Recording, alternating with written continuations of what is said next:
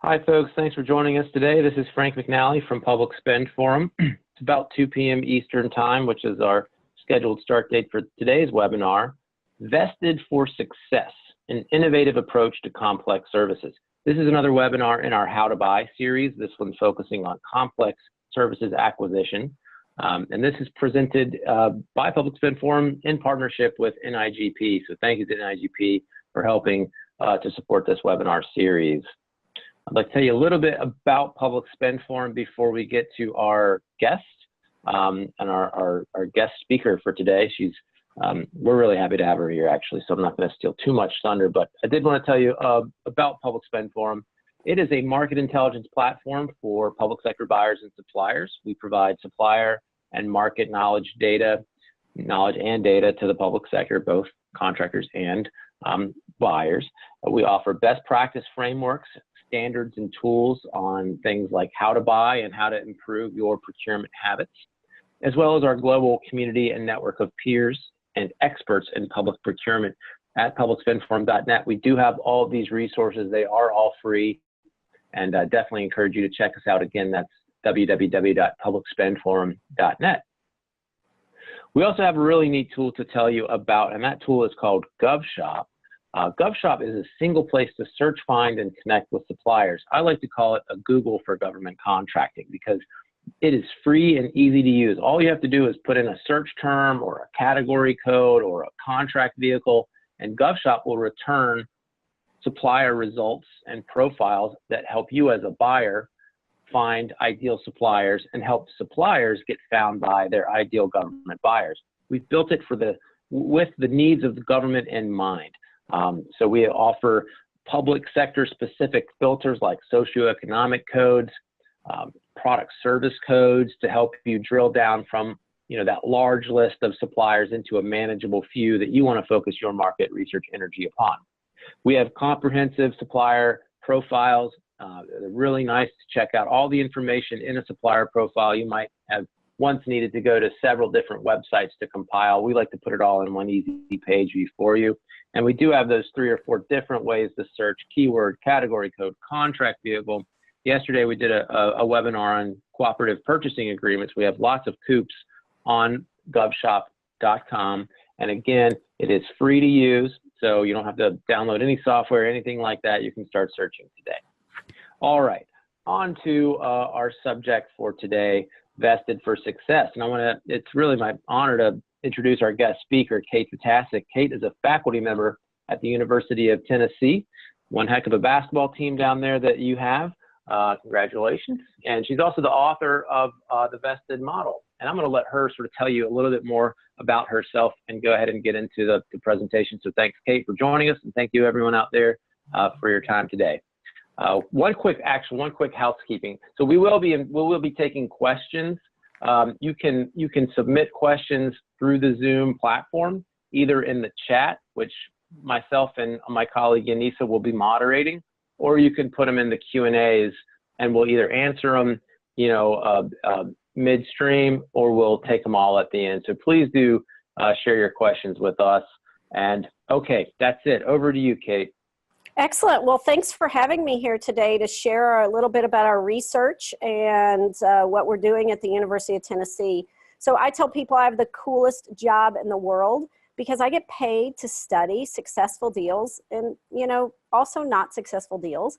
But the beauty of being able to dig in and look at these deals that work well versus don't work well is you can see a lot of good trends and best practices and tools and techniques.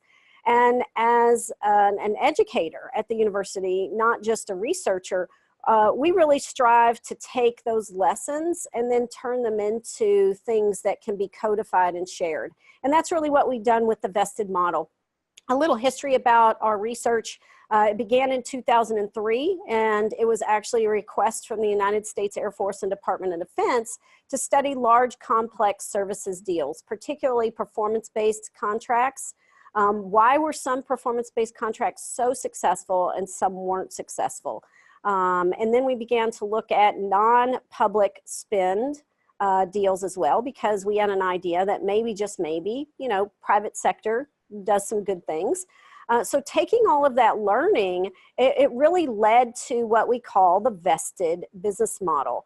And vested, if you think about that word, really is about a partnership. And I use that word partnership. A lot of people are afraid of partnership.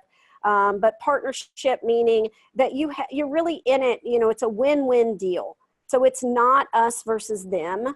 So it's not the traditional transactional, you know, arm's length type of relationship, but these are more strategic relationships where you really are trying to create a win-win. There's a vested interest in the supplier doing a great job for you as the buyer. And likewise, you as the buyer should have a vested interest in making sure that the supplier gets a win out of this as well. So that's where we get the term vested from, because the parties really are vested in each other's success. So a little bit of, you know, what are we going to cover in today's webinar? I'm going to talk just a small amount about our research. I'll talk about the mindset. We call that mindset, what's in it for we. And this mindset is very critical, what we found it to have a successful relationship and to drive innovation, transformation, that collaboration that so many of these more strategic deals need. So again, we call that a what's in it for we mindset. The meat of our topic today will be around our learnings from our research. And we call those rules. So there are 5 rules of success that we see. And I'm going to include some success stories from public procurement so you can see how public spend areas are including some of these rules in their deals. And then lastly, some resources for you to find more information about vested and reach out to me if you have questions. So those are our discussion topics. So let's first dig into a little bit about our research. As I mentioned, our research started in 2003, and it led to a book that we call Vested Outsourcing, 5 Rules that Will Transform Outsourcing. That was in February 2010. And it took these lessons, these rules, as we like to say, it took them and codified them into something that we felt that others could learn from, right? So why is P&G and Jones Lang LaSalle so successful? Why is the Department of Energy's Rocky Flats nuclear cleanup site so successful? Why did the Government Accountability Office say it was one of the most successful procurements ever? And so what made these guys successful? That's going to be the majority of what I'll talk about. But I do want to let you know about the breadth of our research. We got a lot of feedback when we first came out with our work, particularly from lawyers and procurement people. And they say, well, great theory over there that you're creating at the University of Tennessee, but you can't actually write a contract that tells you, that puts these rules into practice. So of course we took that as a fun challenge, and we teamed with the International Association for Commercial and Contract Management, and that's where we wrote the Vested Outsourcing Manual, which is how to actually take these rules and manifest them into a contract. Then people still were, you know, not quite convinced. So we wrote a book that had our stories, right? So Vested, how P&G, McDonald's, and Microsoft are redefining winning in business relationships. And while we, on the cover, have private companies, inside we cover the Department of Energy case study. We covered the state of Minnesota's bridge rebuild of the I-35 bridge. So there are government deals that are in there, and we wanted to bring the vested methodology to life. And you'll see in later on in the talk, I'm going to give 2 examples of vested, and I'm going to use both public, for those examples, I'll use public examples. Then people said, well, I don't like to read. So for fun, we wrote the Cliff Notes, which is called The Vested Way. And then we began to look at how you would negotiate these deals, because we found out by feedback with attorneys that a lot of people have the wrong mindset when they go to negotiate these deals. And so, especially from the Canadian government would say, wow, we really like this philosophy, and we craft we think we get through the bid process, and then it goes over the negotiators. And what we actually sign in our contract is so not what we wanted. So how do you lay the foundation during the negotiation process? That was another one of our books, Getting to We. And then the most recent took the vested concept and looked at it holistically across all of the spend areas. As I like to say, P&G has 80,000 suppliers. Not all of them should be vested. So that's at the breadth of our research. And where I'm going to dig down today is really around this second book here, the What book, the Vested 5 Rules. And I'm going to give a couple of examples from our case studies. All right, so then, and I see I have a little PowerPoint failure here with when I stretch this slide out to widescreen. But what I wanted to point out is that win-win, right? So this concept of doing a win-win deal, which we call vested, it is not new. It is not something we dreamed up. It actually is steeped in research, and it goes all the way back to the 1950s with a gentleman named John Nash. Now, you might not remember John Nash because of his mathematician skills. He was a mathematician at Princeton University, but you might remember him for the movie The Beautiful Mind. And it was the movie really profiled his life story. And his story really was true. He was schizophrenic, but more importantly, he had this beautiful mind, and he challenged the conventional ways that we optimize in business and in other areas. And he won a Nobel Prize in 1994. It's called the Nash equilibrium.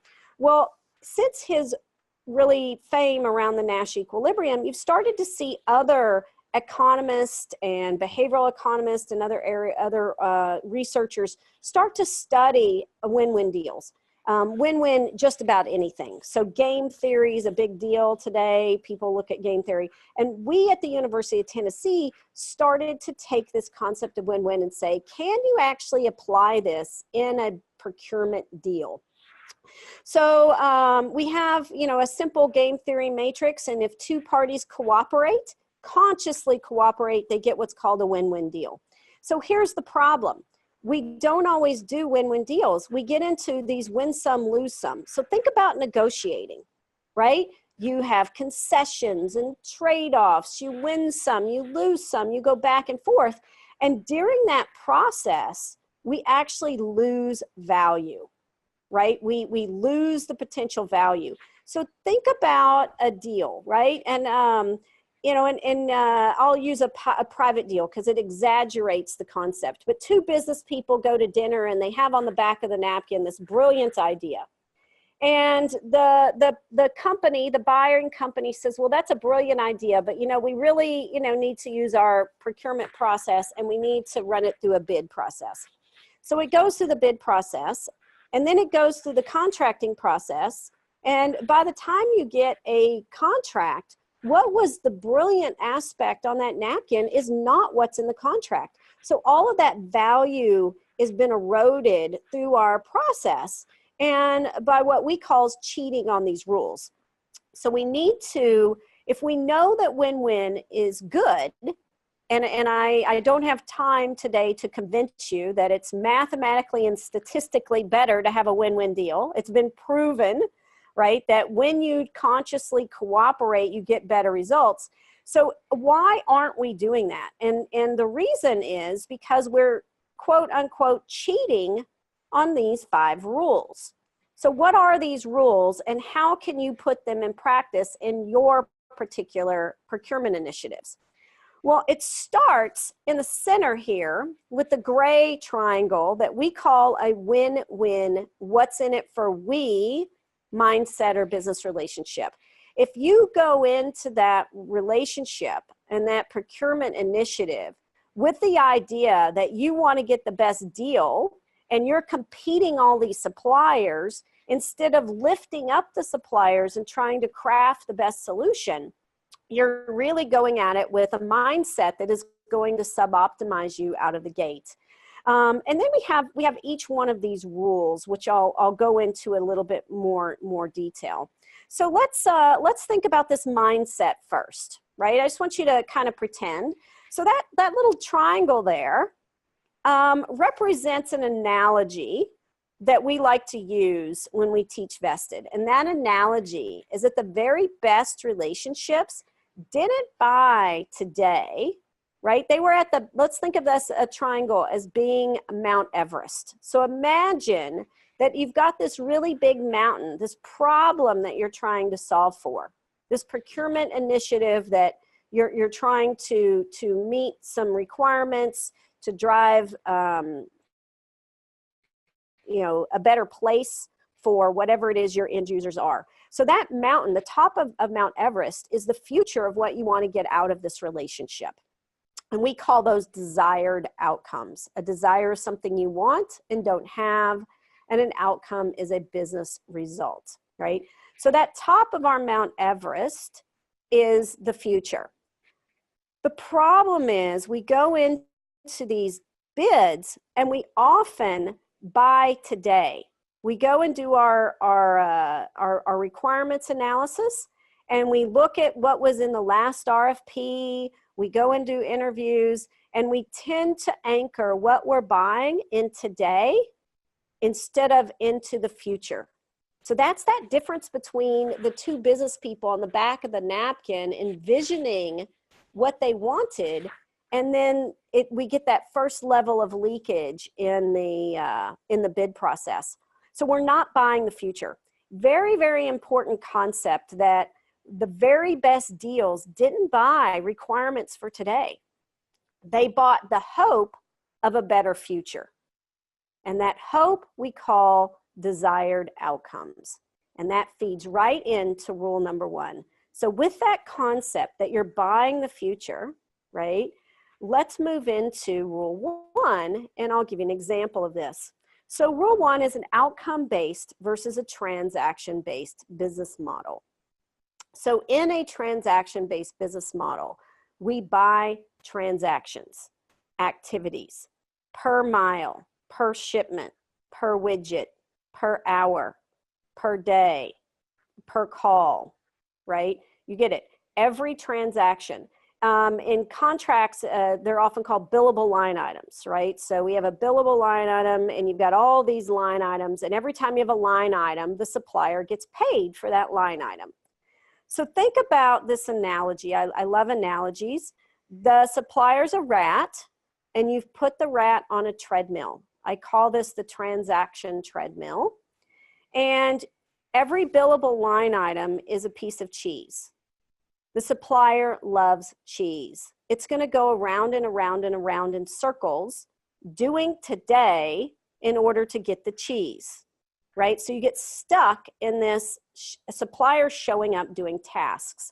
So let me paint another picture for you. Let's say you're outsourcing call center, right? So you've got someone, you know, doing, you know, IT support. So you've got a help desk. And the supplier gets paid per call. Suppliers love calls. Why would they try to be more efficient when they get paid per call, right? They get paid per mile. They just show up and drive miles. They just show up and do widgets. So do you see how a transactional model creates a perverse incentive? So invested, what we do is we buy the future. We have these outcomes, right? A desired outcome is something we want and don't have. So first we need to get rid of that transactional-based thinking and move to outcome-based thinking. So I love to pick on Dilbert. He is very eloquent at teaching us lessons that are common sense. But think about this. This class will make us more efficient. I don't want you to be more efficient. You're working on a government contract and billing by the hour. Now go bill them for the time you stood here, right? And that's kind of the transactional perverse incentive. Why would I be more efficient when I'm getting paid to do the activities? So most relationships follow a transaction-based business model. This can be cost plus. This can be fixed price per transaction. It doesn't matter. The money, the profit for the supplier is still linked to these transactions. So vested moves to buying the outcomes or the results, right? The results of the supplier's work, not just the task or activities. So that's rule number 1.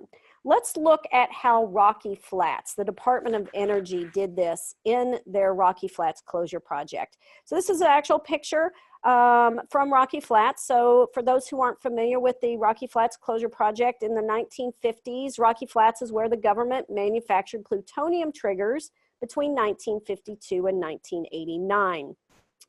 The government decided to close Rocky Flats. They were no longer in the Cold War. They didn't need to manufacture plutonium triggers. They had enough stocks of nuclear weapons that they could close Rocky Flats. The problem is this was a huge challenge. Look at the little picture on the right. Rocky Flats was 6,400 acres and encompassed 800 buildings. Look at the picture on the bottom right? These were actually nuclear waste containers that had been sitting around for years. And they start to erode. It's not a very good, safe place. So how do you actually clean up this site? It had never been done before. And so what do you think the Department of Energy did? They wrote O&M contracts, right? So operation and maintenance type of contracts. Go and do this task. And so it's very task oriented. Well, they had a supplier, and do you think they did? They showed up and paid by the hour, and they did tasks. Of course, everybody said, well, that supplier's lazy, it's a bad supplier, let's go get a new supplier. So they did another bid, same thing. They were focusing on transactions and the tasks.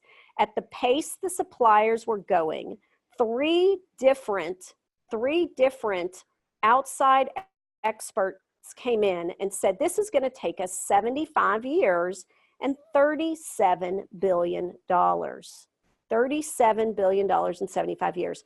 So the Department of Energy and Congress freaked out and said, we can't do this. We have to do something different. So they decided to buy the future. Well, what did the future look like? 4 simple desired outcomes. Clean.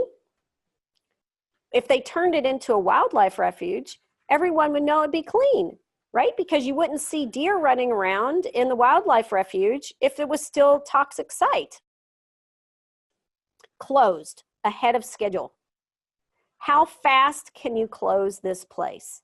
The baselines say 75 years. So they did something that was audacious.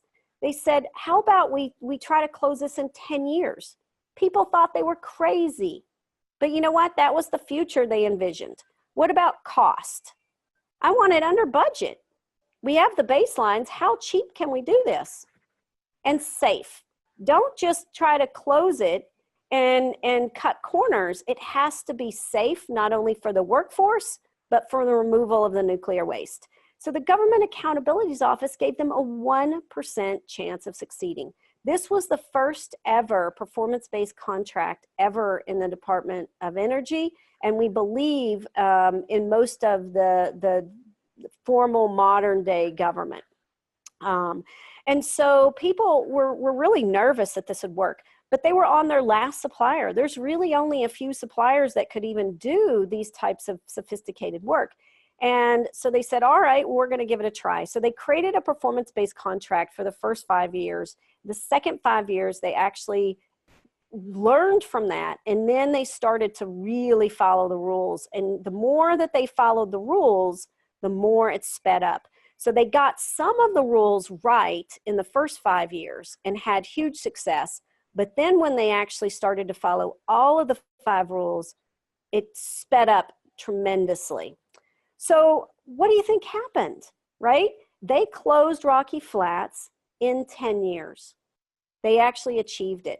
They closed it for $7 billion. $7 billion, way under estimates.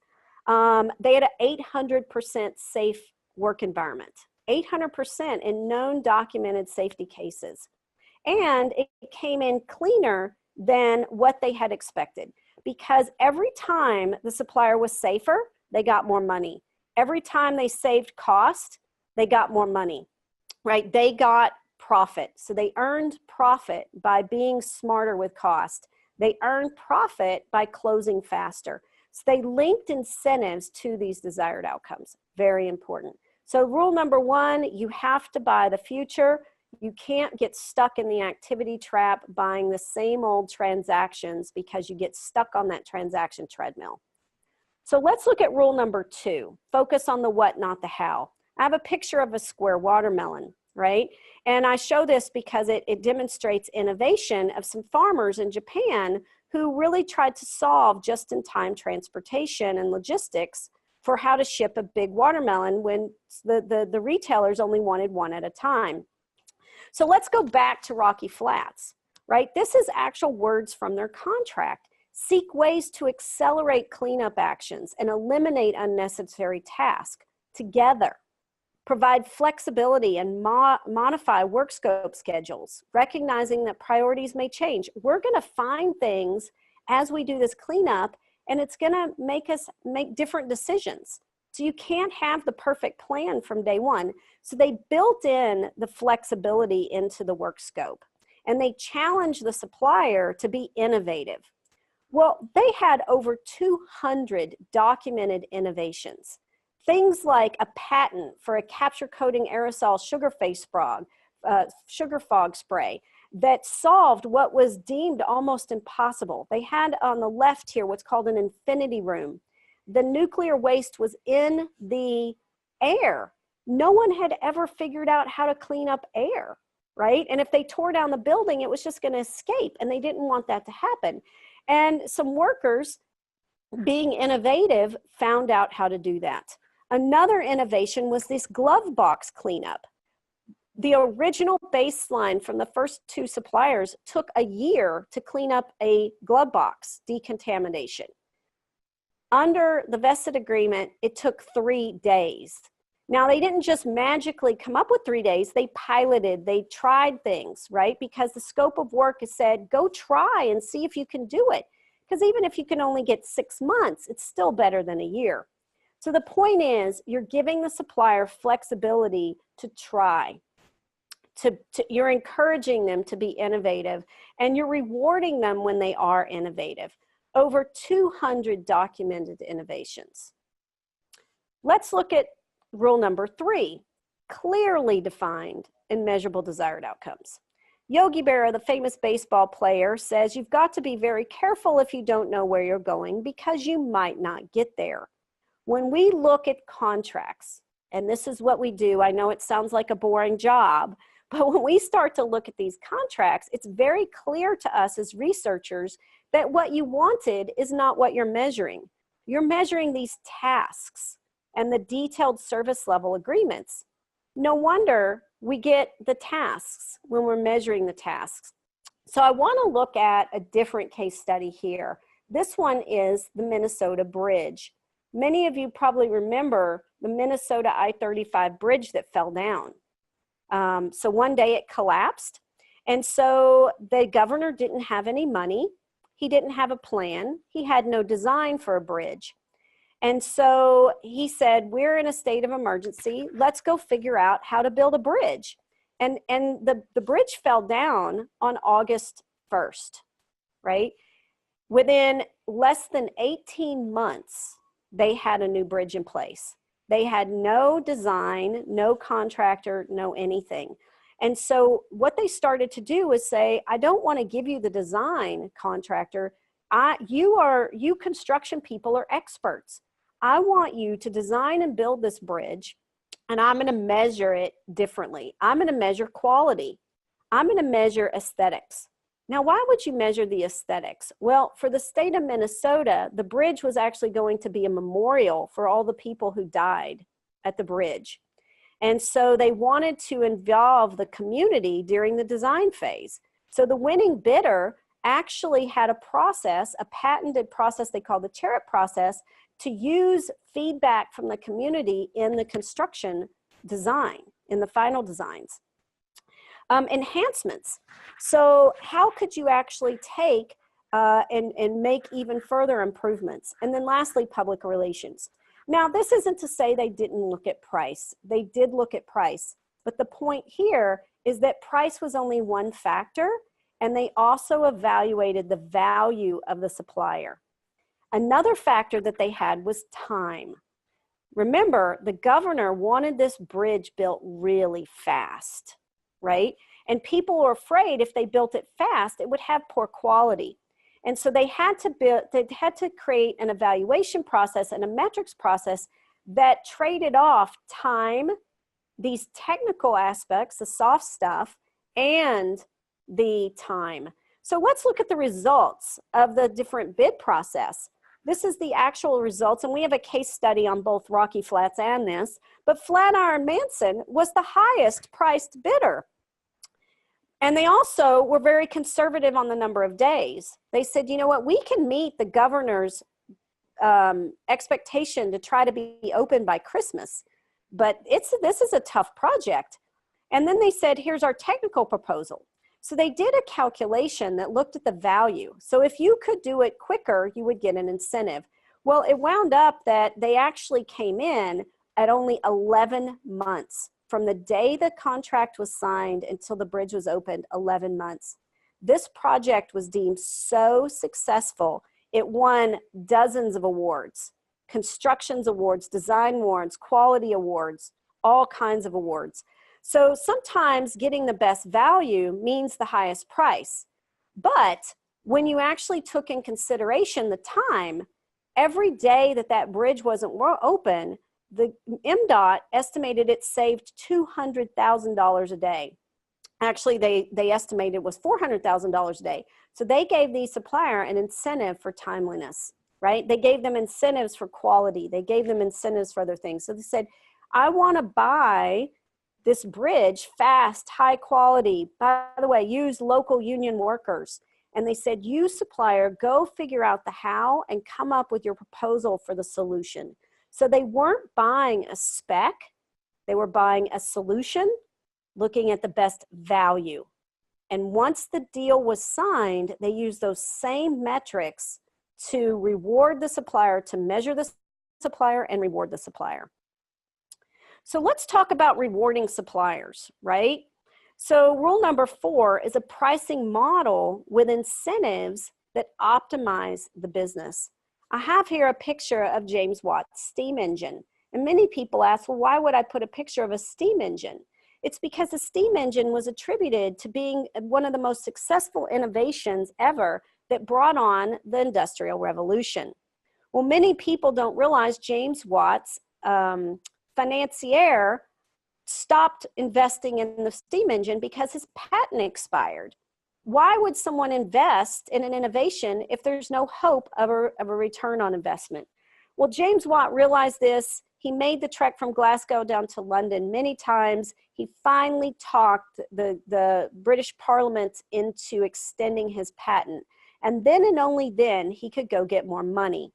And the moral of the story is, if I don't have money, right, if I don't have a return on investment, I can't expect my suppliers to invest. Why would they invest in the future to solve my problem, such as those patents for the sugar fog spray to solve the infinity room problem, or to solve for the glove box, you know, to do that faster? Why would they invest if there's no return on investment? And that's one of the things we have to do, is use incentives. So in both the case of Rocky Flats and the bridge, they had incentives tied to the desired outcomes. The faster it was done, the more profit. The higher quality, more profit, right? And so incentives are linked to how fast and how good the supplier can perform your Mount Everest, right? How they can climb. So let's look at the final rule, and then I'll pause and take some questions before we go into the last part here. So rule number 5 is insight versus oversight governance structure. We move from managing from a me mentality to a we mentality. Remember in the Rocky Flats example of the contract, how it said together, the parties will work together? It wasn't supplier shall. In governance, the role of you as individuals are to support and really lift up your supplier versus simply micromanage them. All too often, we have a contracting person who writes the contract, and then it goes over to a compliance type person, and all they are doing is sitting there making sure that the supplier is strictly compliant to the letter of the contract and the metrics. Well, that's great, but what if the supplier had ideas to make things better? who do they go to, right? In the buying organizations, especially in government, we find the customer is like a five-headed monster. The poor supplier doesn't have a good governance framework and support from their customer to actually do anything innovative. And if they come up with something innovative and they go to the compliance guy, they go, well, that's not the spec.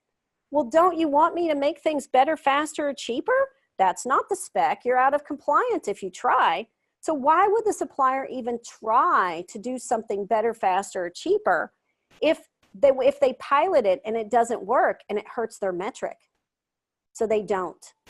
They're so scared that they're going to, that they're just going to not be successful. So they hunker down and just get their green scorecard without really putting thought and logic. And also, this is super important. And one of the things we found in our research, especially when we started to look at public sector or private sector companies don't always want to put their best people on government sector deals because they feel that they're boring and they're micromanaged. Why would I want to put my best people on an account where I have to be stuck in a box and I'm just micromanaged every day? So we need to then shift from this oversight, and it's not, oversight, we think about compliance. You can still have compliance, but you can actually have a mindset that supports the supplier to do and climb your Mount Everest. After all, can you get to the top of Mount Everest by yourself? No, you need a Serpa, and your suppliers become your Serpa. So we make this shift from me to we. Instead of getting the service provider to meet my needs, it's how do we meet our mutual needs? Wow, we could pilot this. That's interesting. We haven't done that before. Let's try it. Let me go and help you break down the barriers within the customer and the stakeholders to get approval for some of these things. And that's exactly what Rocky Flats and MDOT did. They became partners with their suppliers to help them. They worked together to achieve performance goals and compensation. They communicated issues together on solutions. So they didn't have a blame environment. They said it is a complex world. There will be things happen. So rather than blame, let's look at root cause and come up with solutions. I'm your partner to help you overcome these obstacles. And lastly, more integrated planning, right? In MDOT, they actually put in little, in construction, you have these little, these not so nice offices that are in little sheds, right? On the construction site. MDOT sat side by side with the contractor, not in a different office, every day together. And they could, as issues came up, real time solve them and plan together. So we shift from not just managing the supplier, but managing the business. We want to manage the business with the supplier. So with that, I'll pause and see if there's any questions. Kate, I have a question. So, and especially when we had you on the Public Procurement Leaders podcast, you talked a little bit about how some programs, government programs and acquisition teams sort of have to practice to learn and sort of unlearn certain habits. Can you maybe talk to that a little bit so some of our practitioners out there who may be interested in experimenting with the vested model kind of understand what they might be in store for? Yeah, actually, that's a really good segue into this next slide, which is how do you manage the business together, right? It's very key.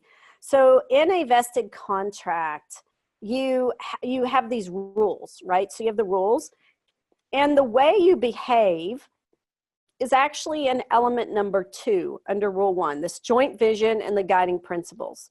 So the first thing you're going to do is write down the rules of behavior and how you're going to work. So for example, remember Rocky Flats, flexibility was very key. So now if flexibility is part of the guiding principles and how you want to work, everything you do will talk about flexibility, where our pricing model has to have flexibility. Our measures have to have flexibility, right? Our work scope has to have flexibility. So you come up with these behaviors kind of the culture that you want to create. We call that a statement of intent, right? A statement of intent. And that's in that element number 2. And then real important in rule number 5, you're actually writing the playbook for how you work. For example, relationship management. So in MDOT, right? John was the MDOT guy, and the Flatiron Manson person, they were a 2 in a box. So it wasn't funneling everything through a single point of contact or an account executive. It was really aligning the relationship management so that the supplier has direct access to the key stakeholders and key people instead of this single point of contact approach.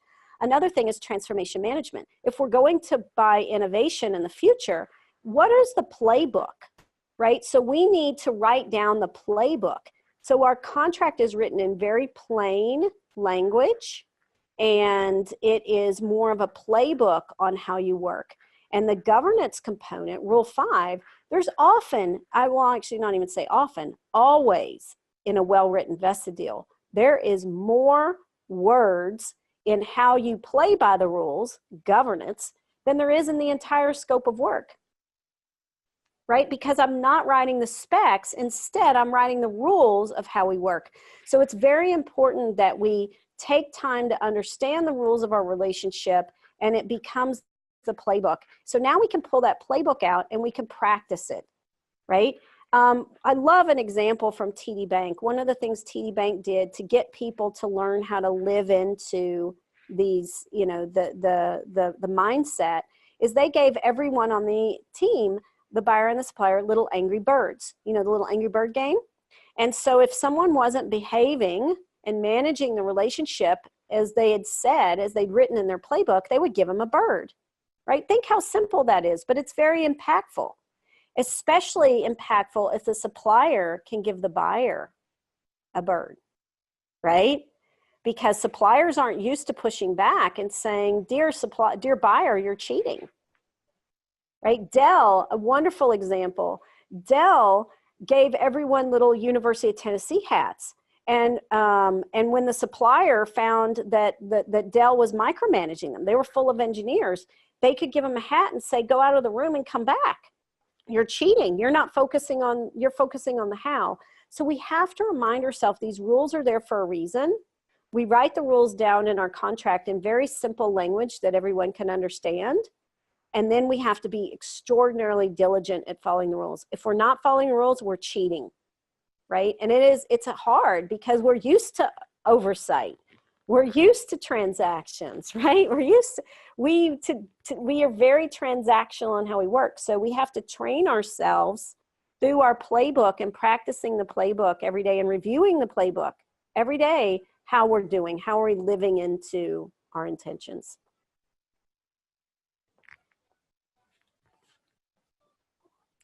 Cool, are there any other questions?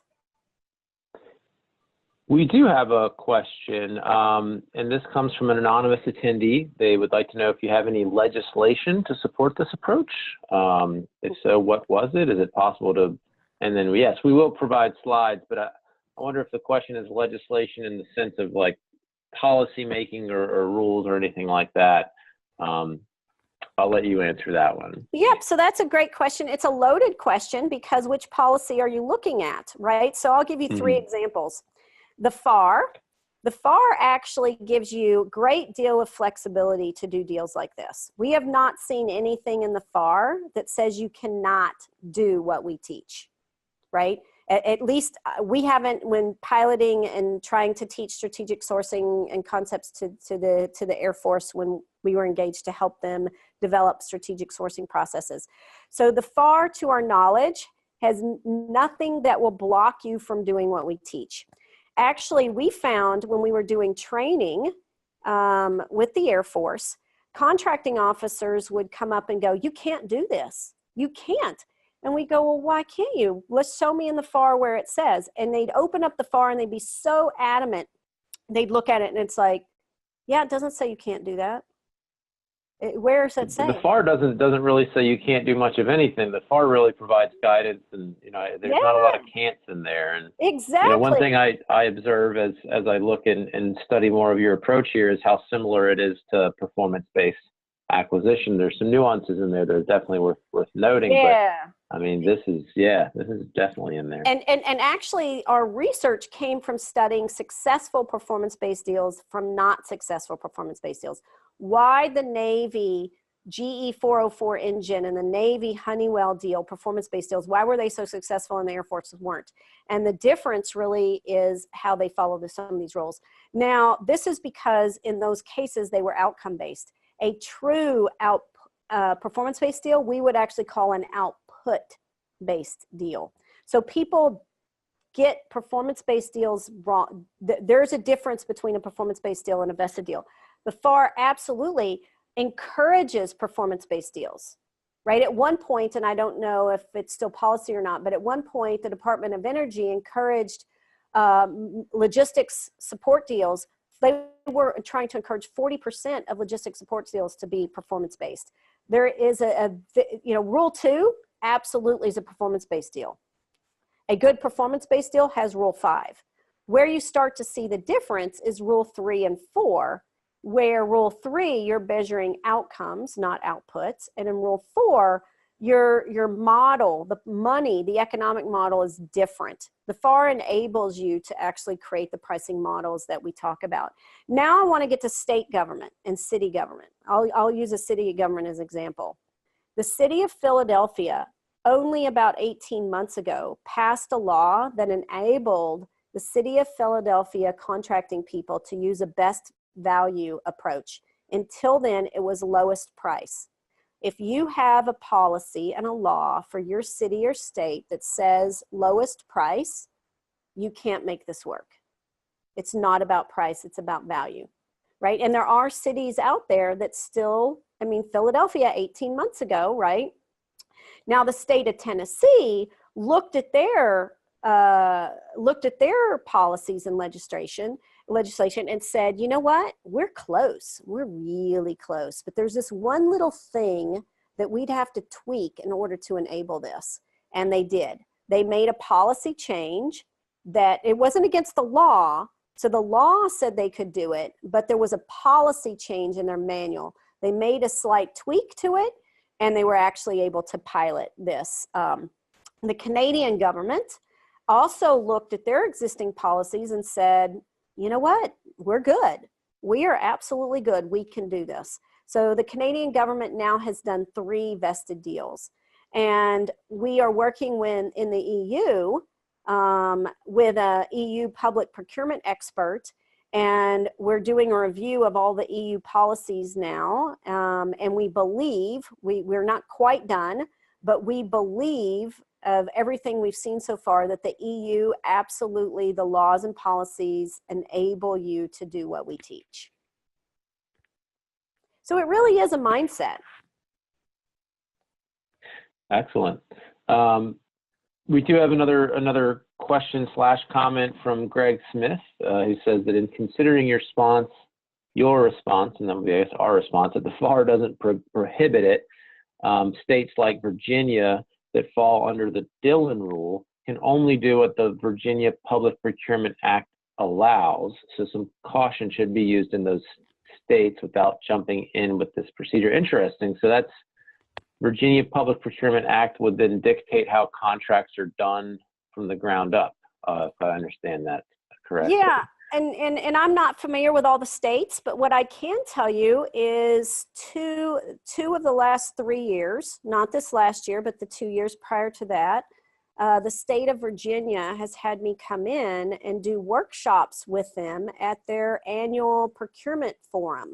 So they have about, I think it's about 500 people, maybe 800 people. It's a big group, probably closer to 800. Nice. So 800 people come in for this annual procurement summit, and they've had me introduce the concepts. And their former chief procurement officer now left, so he is no longer there, but he was a big proponent of our work. And so he was trying to really educate people that, yes, we can do some of this. But you do have to be cognizant of your laws. And I'll be the first one to say there are way too many individual city and state laws. I can't help you on that. But in general, we're not seeing massive law. I mean, unless you've got a lowest price, then you can't do it. There's no way, right? That's a good point. Yeah, I mean, I imagine you're going to find some situations where it can't really be done, but you know, there's another question about how can I confirm whether or not my organization would permit vested deals. I don't know if and I'm speaking from a bit of just ignorance and maybe more philosophy here, but you know, I don't know that there's like the vested rules. It's just that there are the rules, of course. But I mean, you can adapt your contracting procedures to get outcomes without having to violate policy or create new policy. So it's sort of incumbent on the buyer to understand their state's procurement regulations and policies and shape them into a way that they can get the best outcome. So, you know, you're going to have to, just like getting to the top of Mount Everest, right? If your procurement regulations are the top of Mount Everest, you're the Sherpa that's going to help your program get to the top. And if you need to adapt some of these principles, which are really a lot of mindset stuff, right? I don't think it's some mechanics involved there, but I mean, what do you think about that, Kate? Would you agree, sort of the incumbents on the buyer to make it work? Yeah. So we actually in our course, so we have a 3-day executive education course where people come in and we encourage them to actually bring a deal, right? To think about a real deal. And part of the homework is they do a self-assessment against these 10 elements. And so our philosophy is anything you're doing better than you're doing today is good. But I will tell you that the rules create a system. And if you cheat on one or more rules, your system won't work as well. Let me give you a great example, right? So let's say that you put in an incentive, right? So you've got these wonderful pricing model with incentives to incentivize a supplier, but you've left in the overly prescriptive statement of work. So you've put the supplier in a box, but you've given them this wonderful incentive to think outside the box. They're contractually obligated to be in the box. I don't care how much money you put on incentives, they can't get out of the box.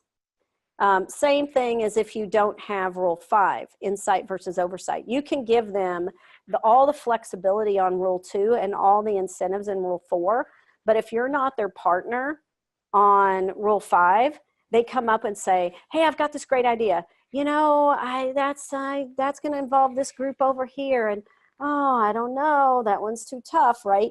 So if you don't have Rule 5, you're not going to get there.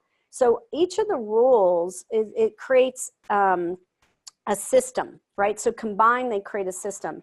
And so you will get better results, but you can't really get great results. And it's almost like a hockey stick, right? So I don't know if you ever study systems thinking, but it's a multiplier effect. So let's say each rule gets a score of a 5. So a great vested deal follows all the rules fully. 5 times 5 times 5 times 5 times 5. If you're cheating on some rules, so let's say you have 5 times 4 times 3 times 1 times 5, right? It's exponential. And that's why we use the word rule, because if you're cheating on the rule, you really aren't cheating, and you really should try to not cheat, because otherwise you're sub-optimizing. But anything is better than where you're at. So take an inventory of where you're at, see where you're cheating, and then try to make it better.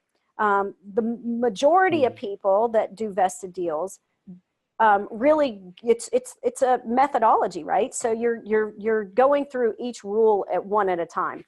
So the Canadian government, for example, embedded the rules into their bid process. So instead of having a spec, they said, we want a solution. And they had bidding processes that enabled them to do that. So did the state of Tennessee. The state of Tennessee was enabled, it had laws that enabled them. You can put whatever you want in that RFP. I don't have to put a spec. I can ask for a solution, right? And they called it collaborative value development. And so you can actually use typically what we find, the existing rules and policies you can morph in vested into them. But it often will take a lot of thinking and a lot of politics to get people to say yes. The state of Tennessee had to, it was, they had a lot of big thinkers looking at it going, well, that's kind of different. Yeah, we can do that. Why can't we do that? Big change management needs too, I imagine. You're going to have to get that champion that will support these new procedures and enforce those rules. Yep. For sure. Yep. So a couple more things on, to make it successful, right?